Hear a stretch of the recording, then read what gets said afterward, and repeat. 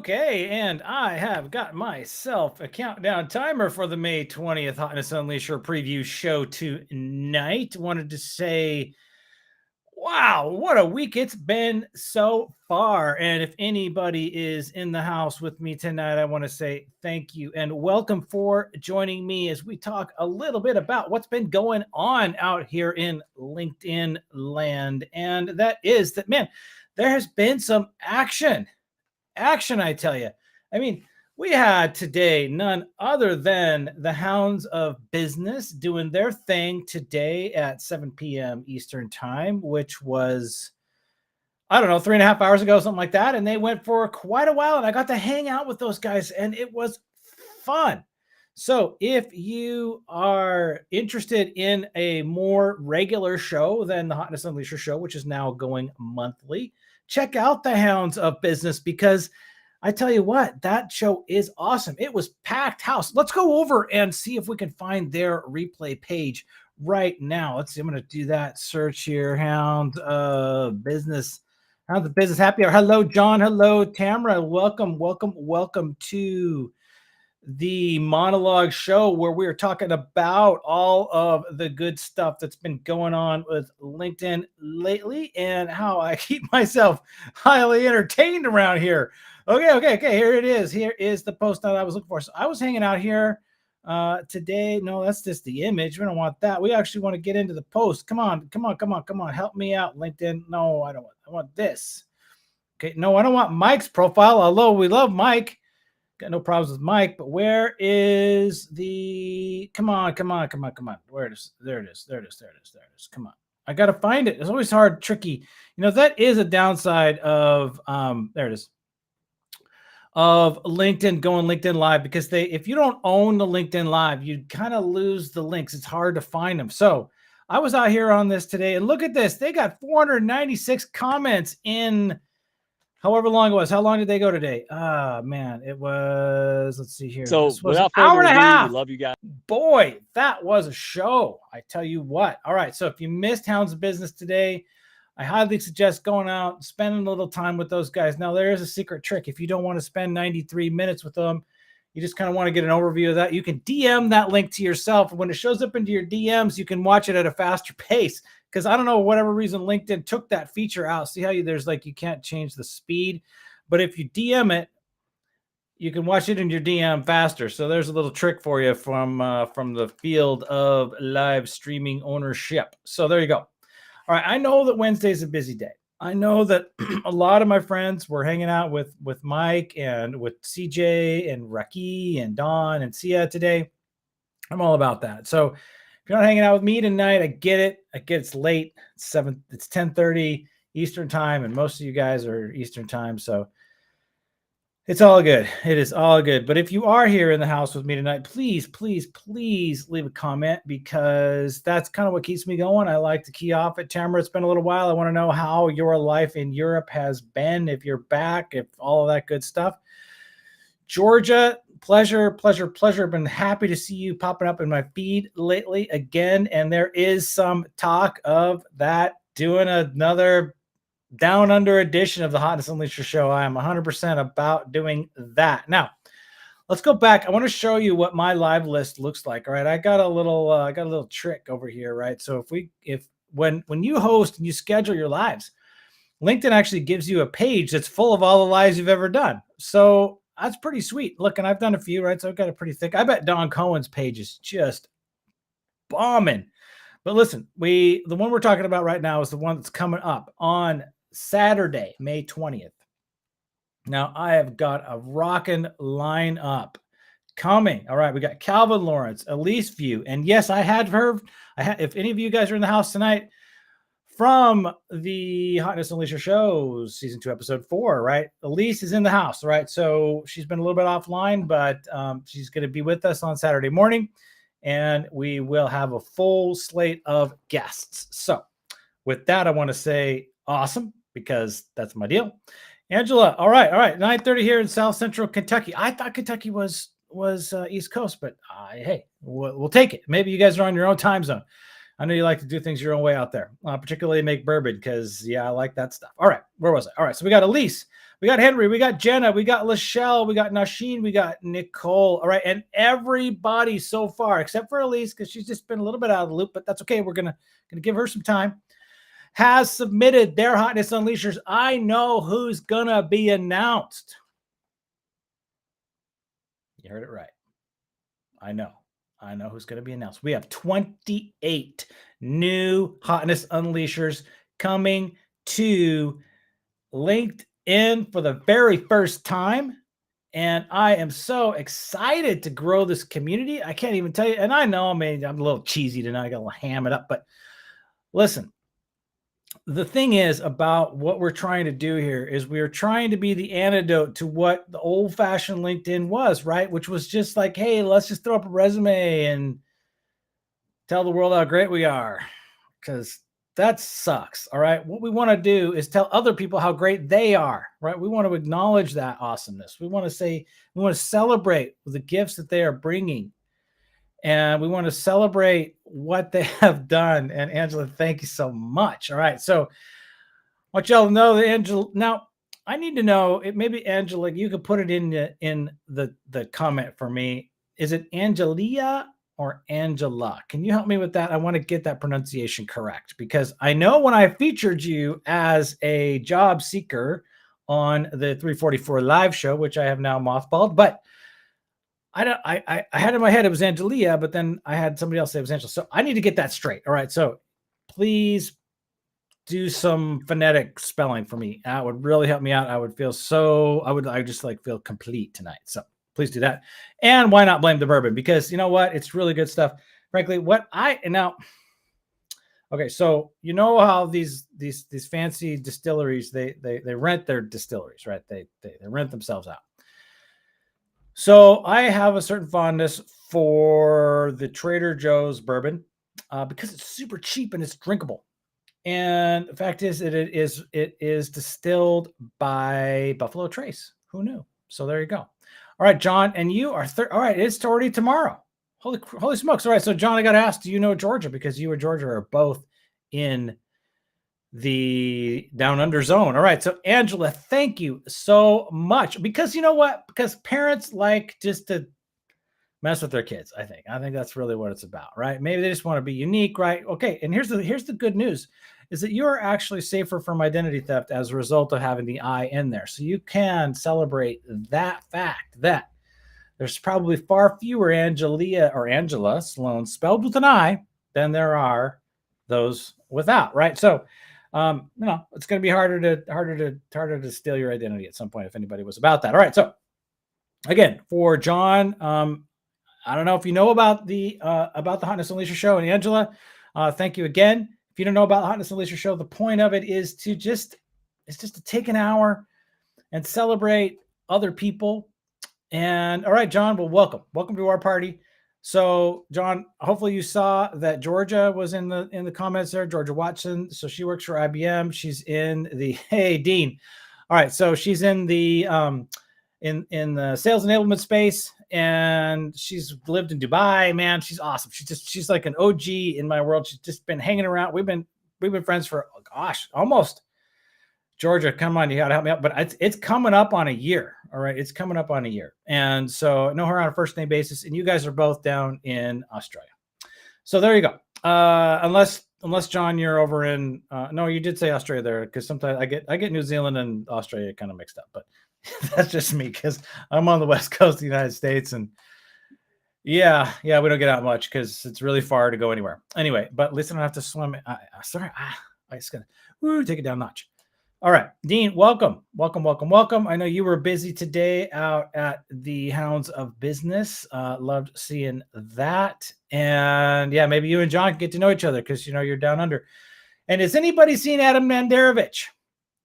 Missed that guy. Have not seen him around. He just like here. I see him in a comment here and a little, he's dropped off my radar. I want to see him back.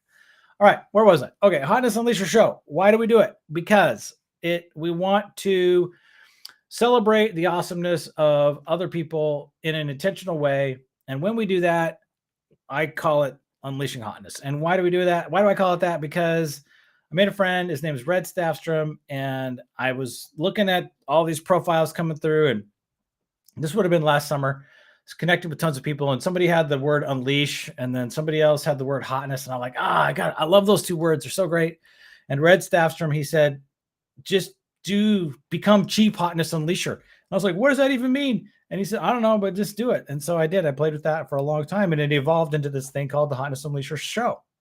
And that's it. So we take 7 people this Saturday who we're going to sit down on screen live, and they're going to announce 4 people who have been instrumental and valuable and otherwise awesome in their worlds. And that's it. It's not complicated. It isn't weird. It's nothing. It's just fun and a moment to sit back and enjoy each other's company and to make some friends and to grow and otherwise make something out of this network. And that brings up the next question.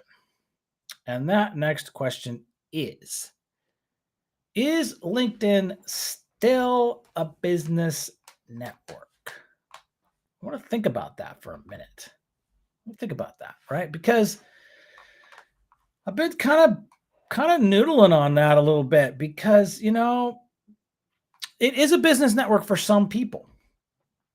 Definitely, right? It's still a business network for some people. And what I mean by that is can you post stuff, content, make your own content and have it be engaged in a meaningful way that provides business value. If you are not a recruiter, if you are not a LinkedIn like optimization specialist, right, or some sort of LinkedIn growth guru selling a course, if you're not in those kind of one of those businesses, I wonder, right? I'm just starting to kind of think, and I maybe it's awesome. Maybe I don't even know because I do see like these live shows for like excuse me, I'm trying to extricate from my vocabulary, working on that because I have Nasheen Chen coming in. She's a professional public speaking coach. All right. So the point I'm trying to make is there are other industries that are not those that I'm in. Okay. And by that, I mean things like pharmaceutical research and cybersecurity tactics or methodologies, right? And I see some of these live shows, and they're getting really significant numbers of attendees, like in the thousands. And so there must be other circles of professionals who are finding each other here and talking about things that aren't necessarily related to how to do more LinkedIn or how to find a job or other things. Because I'm out here, like I spend a lot of time talking to or trying to initiate conversations with marketers who are executing demand gen or who are doing demand gen. And they don't really want to talk back. Dr. Jim in the house. Love it. Say hi to the TMT for me, please, because those boys, they're ass kickers. Seriously, brother. All right. TMT rules. You guys can ask Dr. Jim what I mean by that. All right. And so to Angela, it seems to be whatever I'm going to highlight that right there because let's just do that because I can do that. I want to highlight that comment there, right there by Angela. So it seems to be whatever we want or need it to be. I like that. I like that perspective, Angela, because okay, so I was in this this conversation with a dude, Daryl Prohl. He's a CMO for a company called Agorapulse. They're based in France. I've known about them for over a decade. And anyway, I met him in person for the first time about 2 months ago or so. Cool guy. And so I've connected with him and I comment on a lot of his content. And we kind of were talking about this yesterday. That is, we can run a niche business post. Okay. And I'm going to show you mine today. Okay. And I want to show you mine. I want to show you this one. This is the one that I did today. Okay. It was a hard post. I thought it was super clever. Okay. Let me minimize my, oh, sorry. I want to maximize that. That's what I want to do. Okay. So here's this post today that I put up. All right. So this is a classic niche business to business or business post, right? So this is relevant to where I work, right, on a daily basis, and it kind of how like it was intended to appeal to people who might potentially be my customer or my peers or people who are running companies that might employ my customer, things like this, right? So people who are interested in B2B marketing and the challenges that we face, right? And I thought it was funny, right? I thought it was like funny because I was saying like, hey, if you're trying to sell B2B SaaS, for example, and we're constantly talking about funnels, we're talking about like, top funnel, mid funnel, bottom funnel, and how people go through this early stage, middle stage, late stage buying phases and so on, right? And different people get involved. I was like, wait a minute, this is nothing different than a Plinko board, right? So I grabbed a picture here from the Price is Right, and I said, look, if you're vendor one and you're able to influence this Plinko chip up here at the top, okay, up here at the top, then I don't even know where the hell I am. Sorry. Then you can route your you could influence how that Plinko chip falls, right? So the higher up you go, like the sooner you influence that purchase or get in touch with that buyer, the better the chances that you're going to be able to guide that chip all the way down. Hello, Susanna, all the way down into your eventual purchase bucket. And if you're like so vendor 3, the big yellow one there on the right, is supposed to be, I don't know, like Microsoft or Apple or some Snowflake or whoever's in the, like big brand in the B2B space, Palo Alto Networks, CrowdStrike, any of these. Okay, like they just kind of get it, right? Because they've got they've got that awareness thing already dealt with. Well, okay, that's cool, but guess what? It pretty much flamed out. 3 comments, 2 of which are mine. Okay, so okay. And I just had to laugh, right? I had to seriously laugh about it. Like I just had to say, like, okay, whatever, what does it take to get anybody in my space to come in? And this isn't like a complaint, all right? I don't want it to come across this way.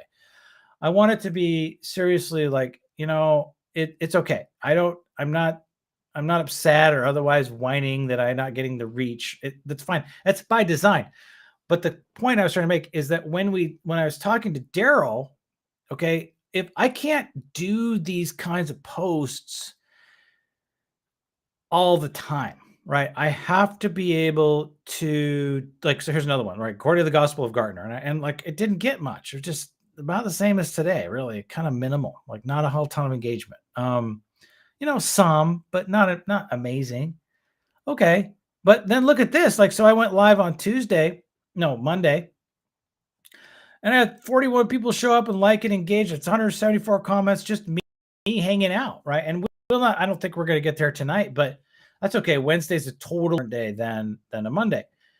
And so I got to say that, like, if I can't create engagement, like on a personal level, some that is beyond business, I don't know that I can keep up. Okay. So I have got to have some sort of an outlet to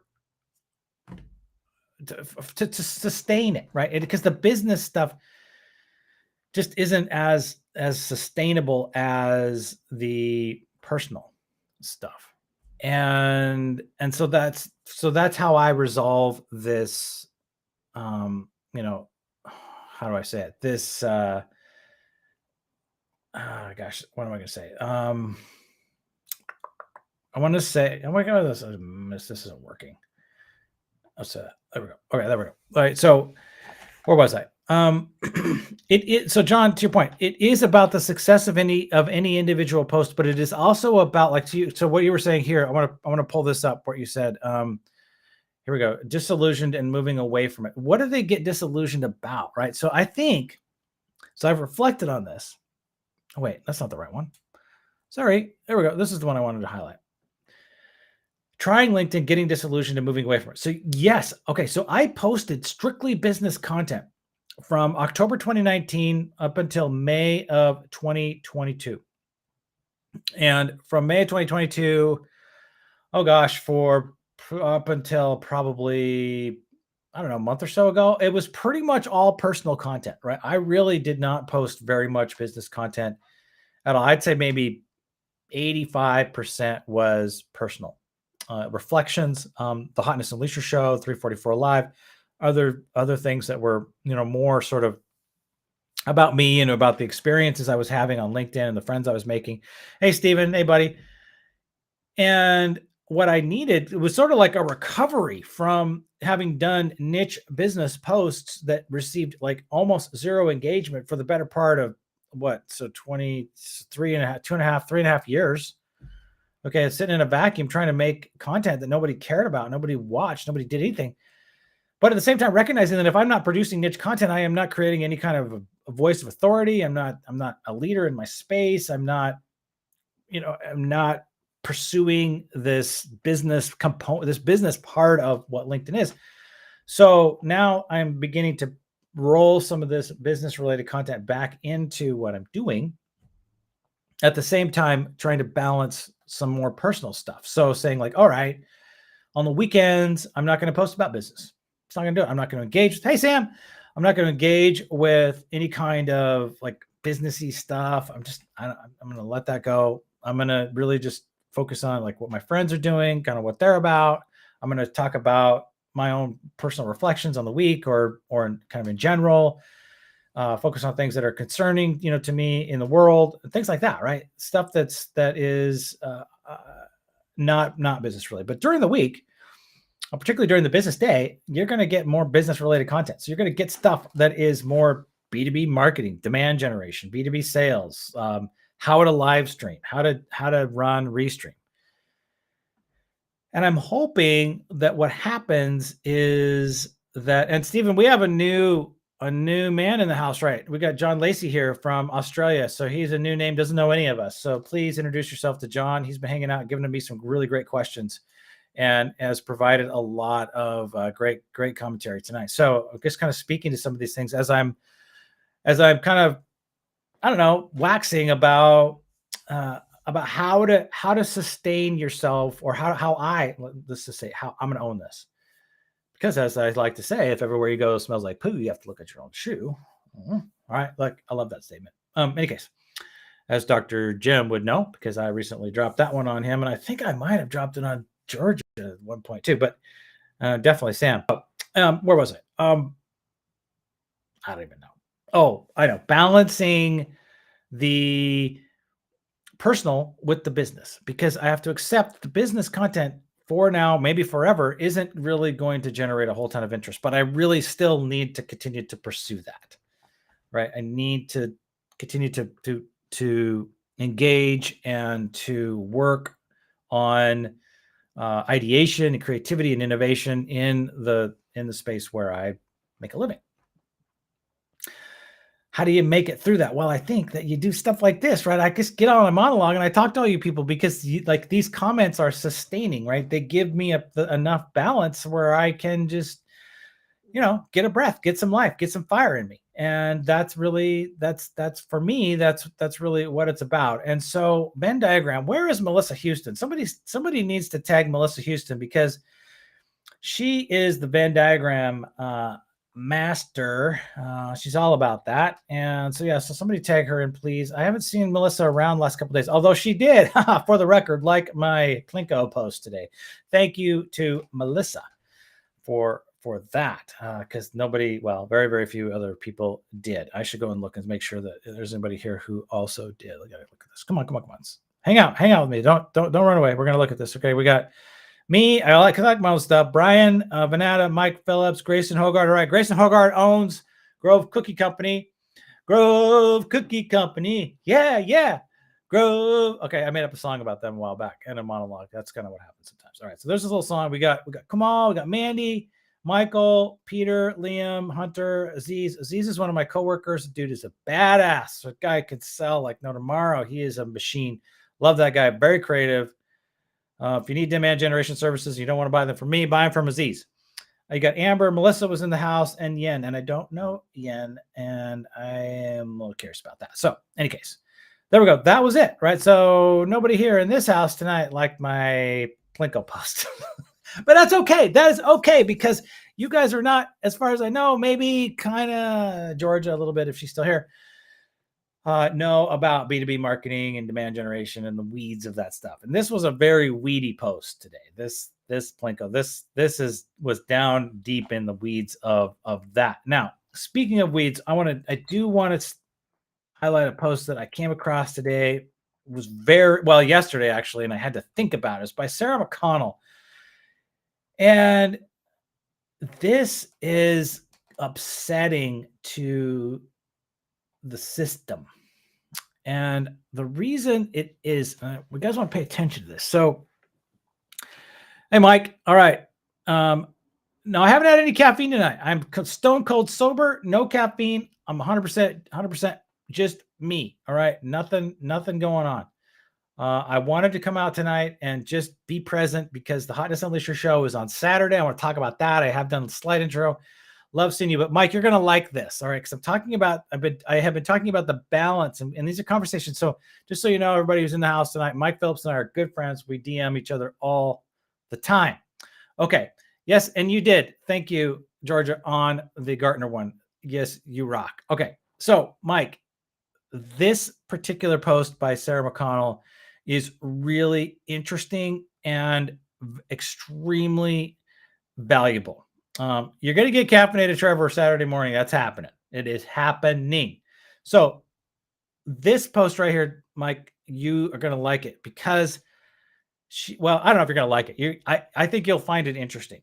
It's an internal case study where they're using their product to deliver an internal ad to somebody who shows up on their website to offer them an invitation to a virtual wine and networking event. Okay. Well, this is functionally an optional gate. Okay. Now, gating in the demand generation, B2B demand generation world is very controversial. Okay. And I have to say that I am pro gate, or just so you guys know, I'm going to come clean with that. I think that gating is great. Now, what you do after somebody fills out a form, lots of problems can happen, but in general, gating is real. Gating happens by 95% of the companies out here. There's a whole bunch of people on LinkedIn in particular who don't like it, who are enemies of gates, and they have their reasons, and I respect them. But so we're talking about Sarah McConnell. She works with this company called Qualified. Qualified has this chatbot that does customization for, and I don't quite know, it taps into Salesforce somehow, and basically they know who you are before you tell them somehow. Okay. Well, they're able to serve up a custom ad based on who they think you are, based on who on various profiling metrics, and they can figure out, okay, well, is this person likely to be able to buy from us? And if they are, then they're going to get this ad. They're going to get an invitation to a wine tasting networking exclusive event. And the reason that this is cool is not because, I mean, yes, the ability to serve that to the right person, that's cool in and of itself. But what's cool is that it's working. Okay. That it is working to get conversions. And what I love about this idea is that it gives me an inkling of how I can do better for my clients. Right. So if I am intentionally targeting or setting up a campaign to go after people who they already know they want to talk to, okay, great. Maybe it's just a matter of enriching the offer, right? Because that's functionally what this is. This is an enriched offer to a target, a person who they believe is qualified to buy their stuff. And it's that enriched offer, and the fact that enriched offer is actually getting real engagement and making and resulting in the outcomes that they're looking for. That is these conversations. And yeah, so it's like an optional gate virtual offer thing, which is, it's just awesome. Okay. This is really cool stuff. All right. I have just got to I'm down with it. All right. I am down with what she said. And that has been, I guess, if I come full circle around what I started with here, which was, how do we sustain our interest?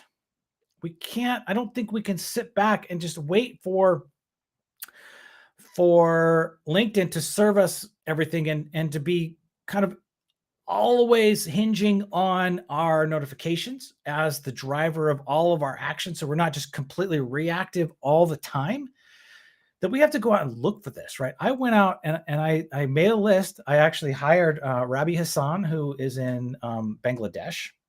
And I hired him to build me a list of people who were active in the demand generation space.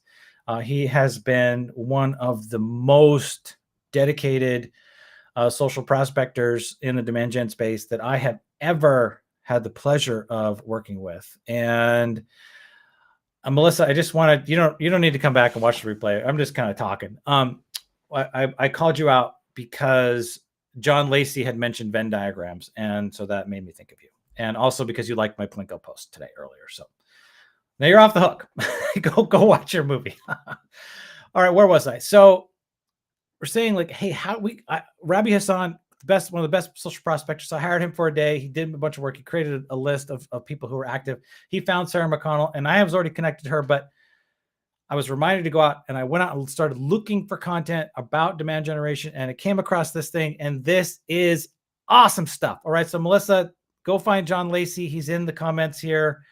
Coffee Equals Life, which I know you may also resonate with. And John, you need to get to know David Ketchen if you're still here. Good night, Melissa. Thank you for joining, even though it's only 8 o'clock our time. And everybody else here is well past a reasonable business working hour. All right, where was I? How do we make this work? All right, so how do I make it work? I do my own personal stuff. I find ways to go out and get new content into my world all the time so that I'm really finding really good stuff that blows my mind. All right. That's what I'm all about. And when I do find that, and this is other dude what was his name? Vivek, this dude. All right. Okay. So Robbie has found this guy, and this guy blew my mind. And this post was a week old, but all right, good. So John, Melissa, you guys know each other. All right, Vivek is, I don't know this guy's Swift Shift. I have no idea what Swift Shift is. Okay, sounds like he's a marketer.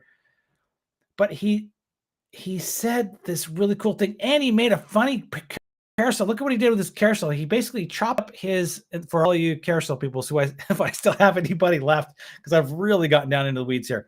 But what he did with his carousel, he basically took his LinkedIn post, he chopped it up into itty bitty pieces, except for this thing, which is basically unreadable and just a copy from Gartner. And then he made carousel slides out of it.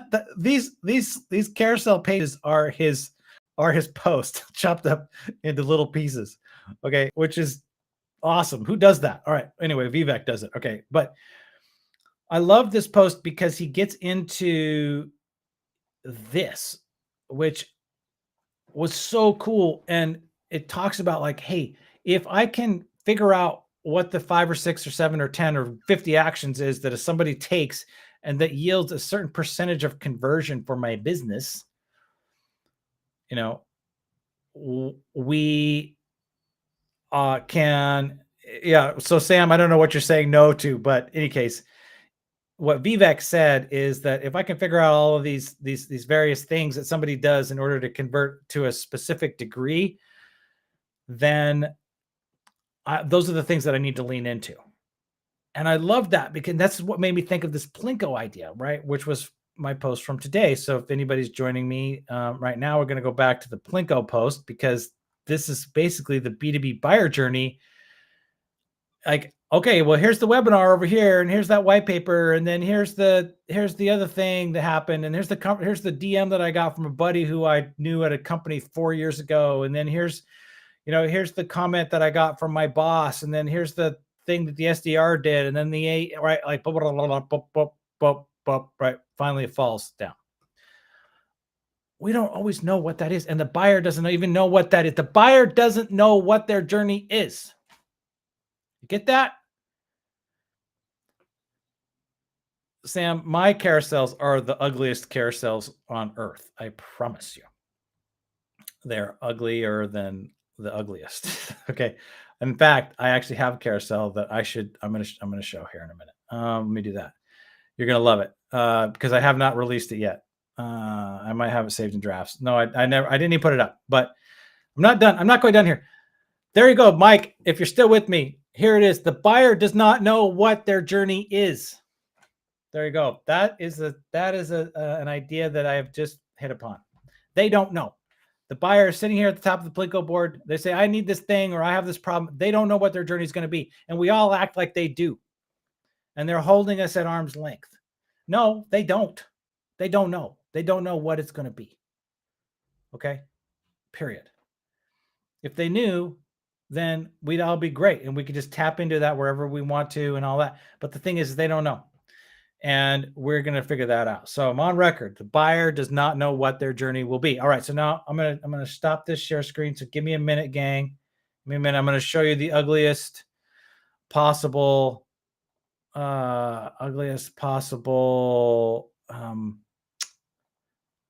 we go.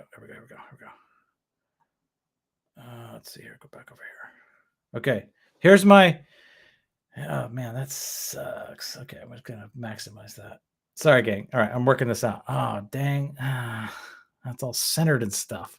All right. Hopefully get the idea. Oh, shoot. Okay. What this is my afternoon response to, yes, the dramatic irony of buying. I thought you liked that. They don't know what their buyer journey is. Don't let me forget that. Okay. I got to write that down. The buyer is looking down at the top of the Plinko board, and they don't know where it's going to land.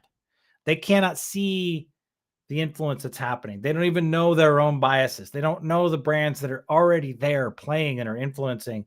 They don't know. Right. And then they find something and they get hooked. They get an email, they get a display ad, they get a message, something happens and it influences them, and all of a sudden they go down a path. And we all think that somehow we can control that path somehow, but we have to be there. We have to be there. We don't know. But in any case, all right. So in response to the lack of engagement that I was able to, I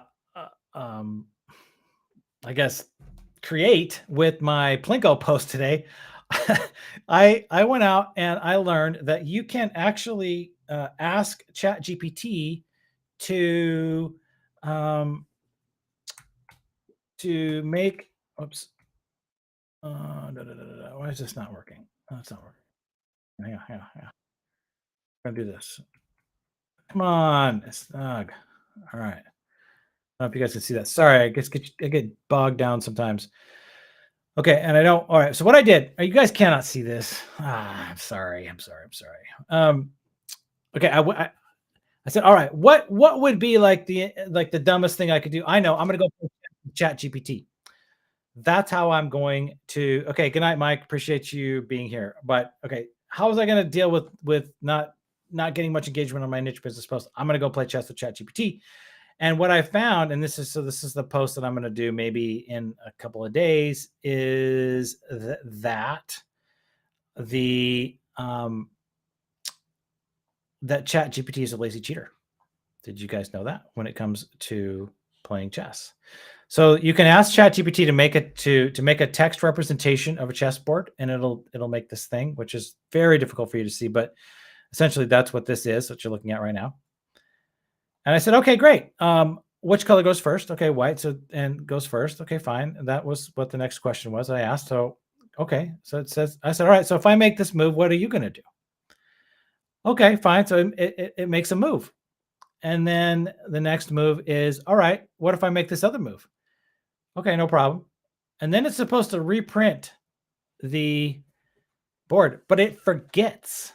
It forgets to make to what the board was before it started, right? And you got to catch them. No, Chat is not making carousel, Sam. Chat is able to play chess.